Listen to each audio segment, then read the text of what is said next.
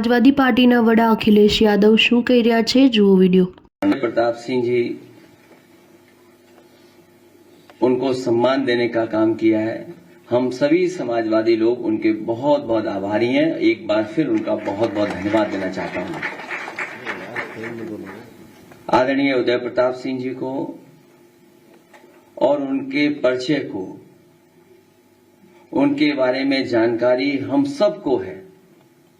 यहाँ जितने हमारे पत्रकार साथी हैं, समाजवादी साथी हैं, उन्होंने जहां पार्टी के कई कार्यक्रमों में सुनने का भी मौका मिला होगा और बहुत सारे महत्वपूर्ण जो कवि सम्मेलन हुए हैं उनमें भी सुनने का मौका मिला होगा।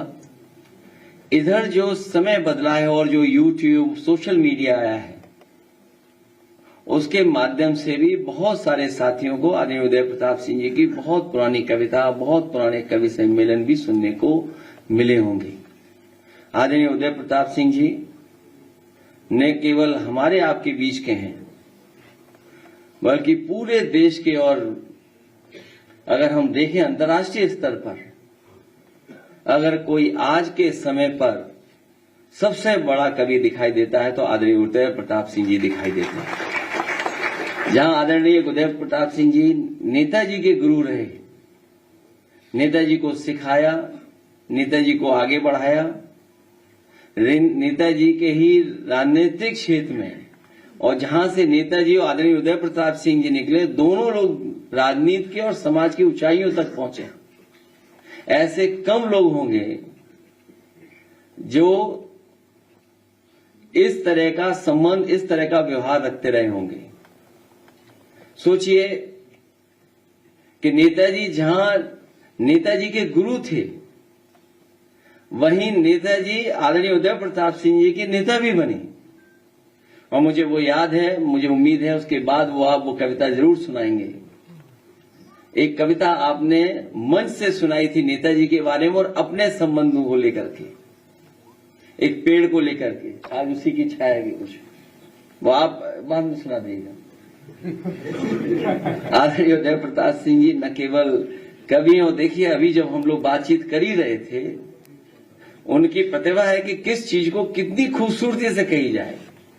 कवि का हुनर, कवि का टैलेंट यही है, कोई साधारण बात को भी कितना एक्स्ट्रा ऑर्डिनरी बना दें और अपनी कविता से न जाने कितनों लोगों को मोटिवेट करते हैं। जहां हम समाजवादी लोग समय समय पे उनकी कविता से इंस्पायर होते हैं। जो कविता उन्होंने कभी पढ़ी होगी और उस कविता का महत्व तो आज भी है उतना ही जितना उस समय रहा होगा।